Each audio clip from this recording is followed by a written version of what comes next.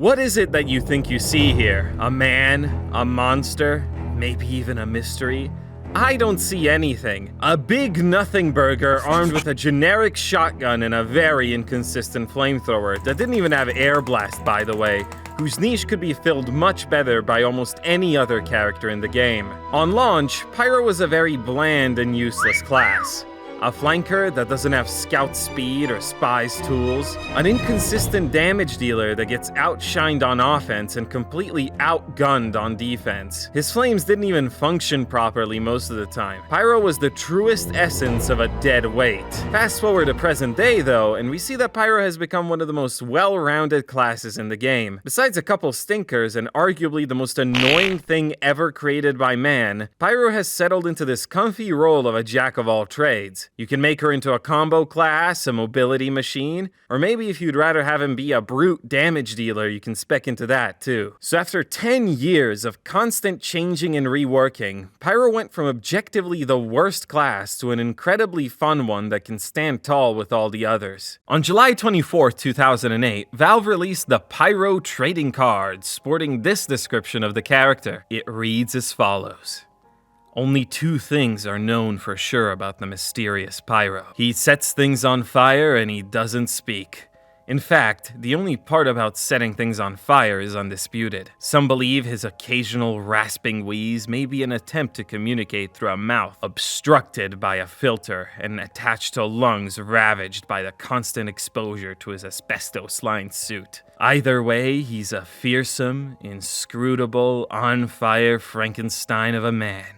If he even is a man. This description would years later be incorporated into the official TF2 website, where it still is today. And I love this description, mostly because it has really compelling framing. Most of the other class descriptions are very objective, with the odd exception of Spy's bio, which reads more like an advert, like it's trying to sell you on him. The other classes have very matter-of-factly descriptions, outlining their origin, maybe expanding a bit on their motivations, or pointing out their character quirks, like Heavy's hidden temper and the medic's lack of ethics. Pyro's description is none of these things. It starts off trying to be an objective overview, much like the other descriptions, but quickly unravels the second sentence onward into pure speculation. The writer of this paragraph, and I don't mean the literal human who wrote it, I mean like whoever our mysterious in-universe author is, actually knows less than we would by just playing the game. The author of this doesn't even know that Pyro is attempting to speak through their mask,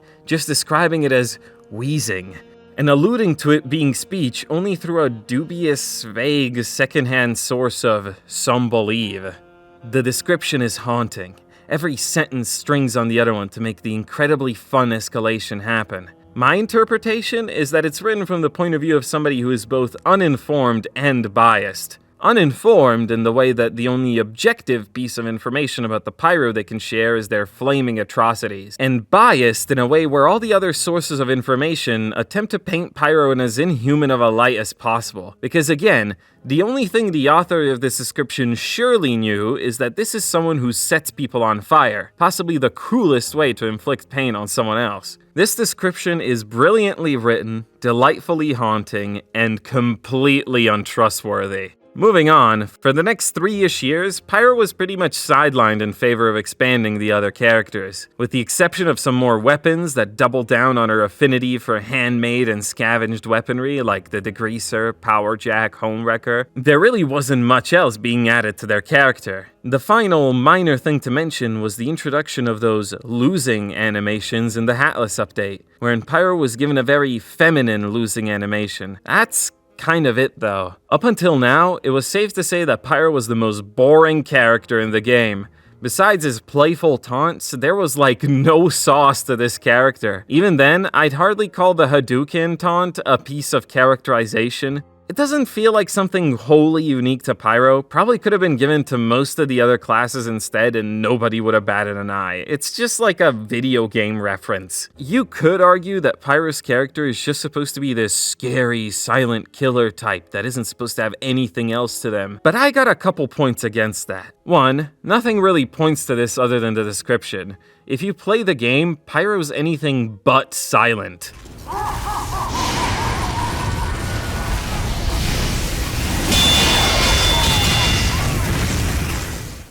2, that's just boring. Do you think the Pyro being an uncaring killer makes them scary?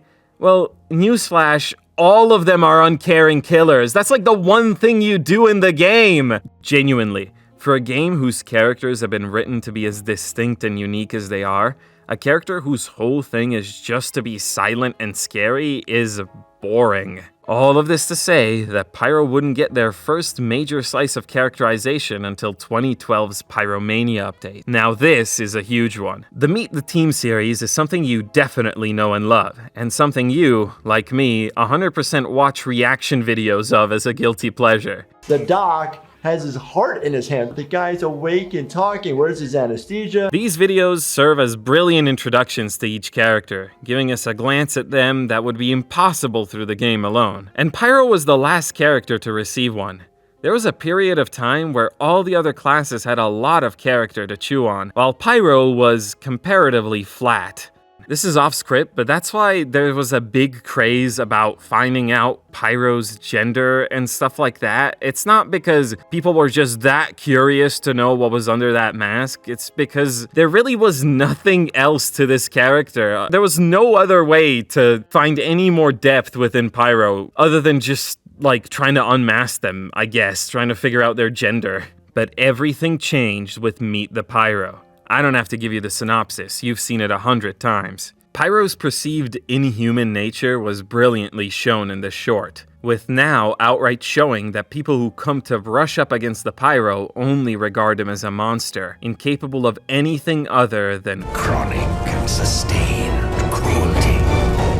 Which was then, as we all know, contrasted with the reveal of what actually goes on behind that mask. Known as Pyroland in material outside the short, we finally find out what Pyro's whole deal is. That they don't see the world and their actions as inhuman cruelty, but actually the opposite. In his mind, Pyro lives in a land of lollipop trees and giant sandwiches. Through her eyes, the horrific flames are actually rainbows that spread happiness and cheer. Their handmade weapons of cruelty are actually instruments of propagating said happiness and cheer. That's some grade A juxtaposition, baby. And this juxtaposition is, well, hilarious. Every character in this game has something inherently funny about them. Heavy being this calm, calculating guy, whilst also being childishly overprotective of his minigun. Sniper wanting to be perceived as this ruthless professional, whilst also having to argue and bicker with his parents back home like an insecure teenager. Pyro kinda lacked that until now. Compared to the others, Pyro seemed a little too serious. While their muffled speech and silly habits were always a source of humor,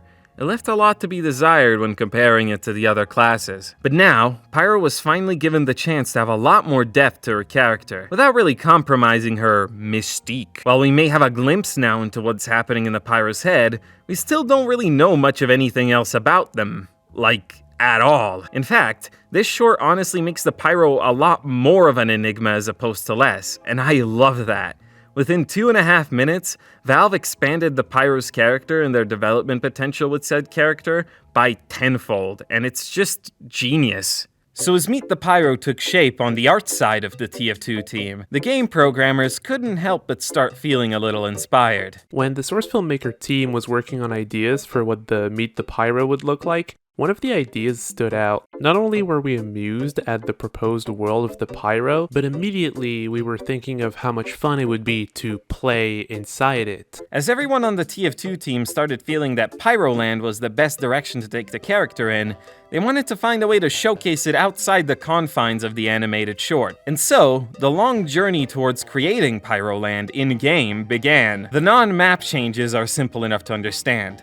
Make particle effects like fire more rainbowy, add some sparkles to them, pitch everyone's voice up other than the players. Replace as many screams of pain as you can with laughter of joy. Replace the gory remains with something a little more whimsical like a broken unicycle. Create a unique flamethrower particle for the rainblower to really sell that rainbow vibe. All of this, however, wasn't good enough. There had to be something more. The environment you were playing in had to feel like Pyroland.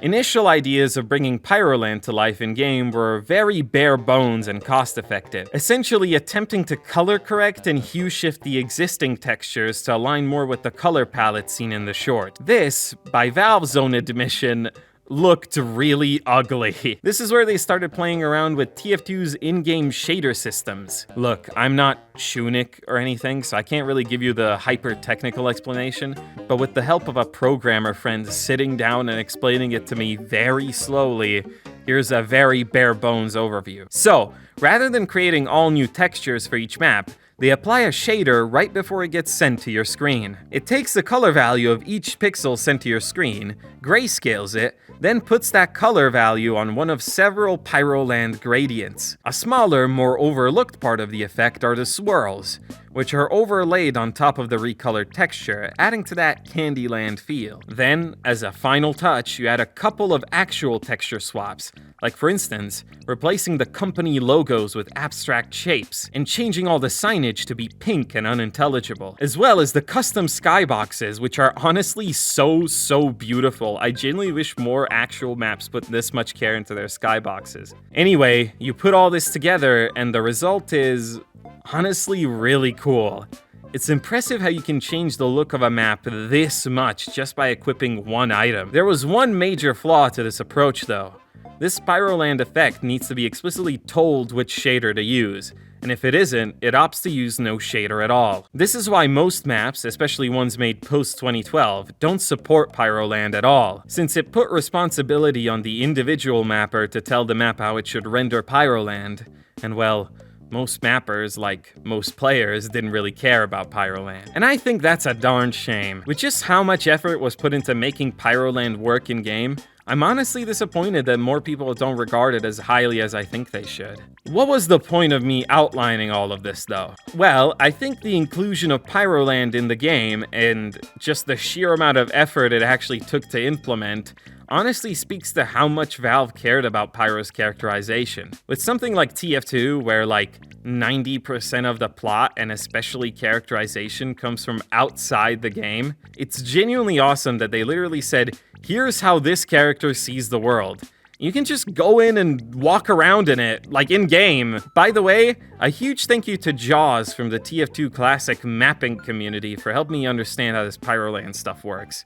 At least a little. Also, if you want to see more TF2 deep dives like this, make sure to drop a sub, because that's what I'm all about, baby. Moving on, a year after Meet the Pyro is when the official TF2 comic series would start, which would immediately give us some awesome development of Pyro's character. In Part 1, Ring of Fired, we get to see what all the other classes have been up to in the long amount of time since they were fired from their mercenary jobs. So, was Pyro out there burning down neighborhoods because he's just that psychopathic of a scary killer? Well, no, actually. Pyro became the CEO of a massive generic company called Frontier Engineering, where it is said explicitly because of her amazing leadership that the company did better than ever and made all its board members millionaires. There is so much to this scene that I love. We can see that Pyro actually does understand what other people speak to them. Because while the text is misspelled and skewed, all the dialogue from Pyro's point of view is still readable, and that is huge. It kind of proves that as deranged as the Pyro is, they're still not only capable of understanding others, but also super smart. So much so that they single-handedly made this huge company a massive success. It fits Pyro in such a funny way, because what's more inhumane and deranged than being the CEO of a massive company? But we can also see that this isn't where Pyro's passions lie. The boardroom, the shareholders, the big city there above, it's heartless and monotone to him. Abstract, feelingless edges, heck, even the table doesn't want to be there. And then we see the thing Pyro cares about most: fires. Just the simple prospect of starting more fires ignites the Pyro's passion back up and makes him rush out of that room to tag along with the rest of our gang, right on the adventure they're about to have. Pyro appears very sparingly throughout the rest of the comic, but through his rare appearances, we can still gauge a lot of character development. A Cold Day in Hell has Pyro following Scout and Soldier into the harsh, icy climate of Siberia, probably the one place where starting frequent fires is the least bit possible, and look how upset they are about it. We can gauge that they're upset about the fire thing interesting since a bit later on, when they're attacked by the three bears, Pyro envisions the bear attacking them as a parody of Smokey the Bear, where the bear insults fire as like a concept, which gives Pyro enough kick to just solo the whole bear with just a single axe maneuver, which, you know, kinda understandably freaks out the other mercs. Another thing that's really interesting here is that the bear specifically tells Pyro not to start fires, which basically confirms that Pyro knows exactly what they're doing. They know that they're setting things on fire. They know that people think fire is bad, and yet they choose to set things on fire anyway because it's a source of joy for them specifically. That just adds so many more layers of interpretation to the character alone. But I digress. In the same comic, we can truly see just how closer the Pyro and the other mercs have gotten, frequently addressing Pyro directly and frequently making tiny banter too. Another small moment I really enjoy is in the next issue, where Pyro stops setting a pine tree on fire and rushes to Miss Pauling when she tells him to follow her. This really shows how much this character has grown. Like, yeah, setting things on fire will always be high priority, but if your friends need you, then you gotta rush to them. You don't really need words to see that this character genuinely cares about the other mercs. I mean, they go as far as to travel with the others to an underwater country. You know, water? Like, the opposite of fire? But maybe she had a neon annihilator stashed in her pocket, I don't know. Pyro doesn't just become this silly little teddy bear of a character, though. In the short scenes we get of them, they still manage to showcase their more, killery nature. Like in this scene, where these two TFC mercs talk about, like, grooming children or something, and the Pyro just, we never get to see them again after this, so you can imagine how it went down. Nearing the end of the comic, this growth between Pyro and the others becomes crystal clear. Look, Demoman's giving them a little bro hug. These guys, who previously talked about Pyro like this, are now proudly standing alongside them. In the final comic, released very recently, we see that all Pyro ultimately cared about was seeing the other mercs' mission through, as the administrator decomposes on the floor and their big 7-issue long journey comes to an end. Pyro is the first to leave. The order they all leave in is really interesting, and I could go on for a bit about that, but if we're talking plainly Pyro, I think him leaving first really makes the most sense, as she never cared about the Australium or the administrator or any of that. Pyro has gone from this really simple character arc of signing up to mercenary work just as an excuse to set people on fire, to genuinely caring about and making friends with all her coworkers, while still wanting to set people on fire, and like, that's never gonna change, you gotta respect the dedication. All of this, by the way, with them not speaking once. It's honestly a testament to just how good the artists behind this stuff really are. It makes this final group picture so much more special to me, because we see the Pyros smack dab in the heart of the photo, just as important of a part of the found family as anyone else. You might have been thinking to yourself that I'm looking way too deep into these comics, but I'm really not. A comic takes a long time to make, and I'm not just saying that because of the, let's just say gaps Valve took between issues. The writers had to write down all these Pyro scenes, and the artists especially had to draw them. Drawing a comic this detailed is a time-consuming task, and with the amount of care put into all of Pyro's appearances, it would actually be a disservice to all the great work put into these illustrations to just think of them as throwaways. Sorry, just wanted to get that out of the way because I don't want to deal with a bunch of comments being like, "Oh, dude, it's not that deep. The Pyroland $1 billion company because it's all random." I just think the people writing and illustrating these stories put a ton of thought into them, and I think it'll always be super duper interesting how they had Pyro go from this boring cardboard cutout of a character to something genuinely appealing.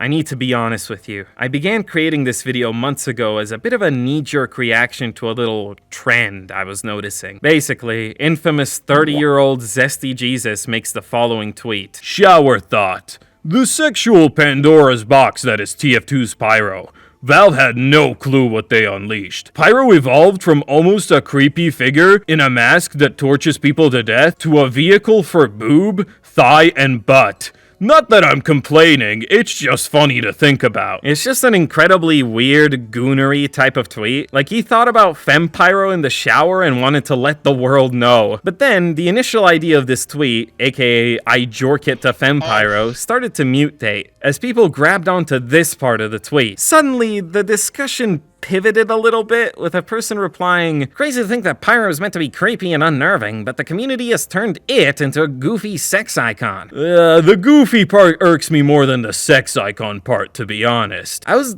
actually scratching my head at this point. Like, are these people actually saying they prefer straight up porn over like an actual character? Well, you know, I wouldn't be surprised, but it continued, with citing of the trading card and tripling down on the point that Pyro did not start off as a goofy character. And yeah, I completely agree. Pyro did not start off as a goofy character. Pyro started off as barely a character. I really do love that trading card description as much as you do, but if this was well and truly the only bit of characterization we got, then the Pyro would suck as a character. There's another argument you might hear in response, an argument of developer intent. Some people say, okay, Pyro is changed to be more silly, but the original people working on TF2 intended the Pyro to be this silent slasher, killer, whatever. Maybe the TF2 team did originally mean for Pyro to be this horrific, silent killer that had nothing more to their character. I mean,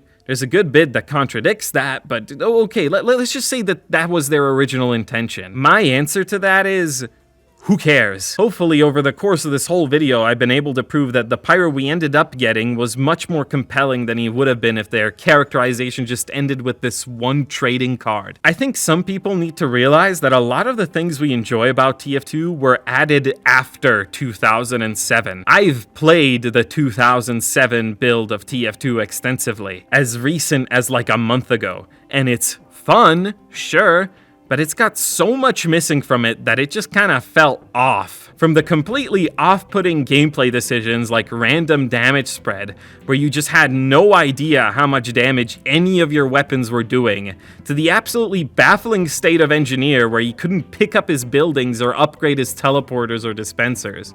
So let's stop pretending that 2007 to 2008 TF2 was this holy grail of all that is true and that everything after it just ruined it. I'm arguing that TF2's characterization, lore, writing, whatever you want to call it, went through a similar sort of growth like the gameplay did. We went from kind of knowing nothing about this world and having a lot of aspects completely half-baked and underwhelming, to a genuine, decently written story with a lot of cool stuff to chew on. I think TF2 was a big work in progress throughout its life. In the first half of its lifespan, it went through constant gameplay tweaks in order to get into the state that it is today. And I think the same is true for its writing. The final comic is basically Valve saying that the writing portion of TF2 is over with. I think that's fine, because what we ended up getting was pretty great. Okay, he's not gonna do me the courtesy. He's gonna like pause in 5 seconds, but if you want to be a part of a really cool TF2 community where we host frequent play sessions on some crazy maps, as well as being on our cool podcast where we have frequent call-in episodes where you can discuss any TF2 topic you want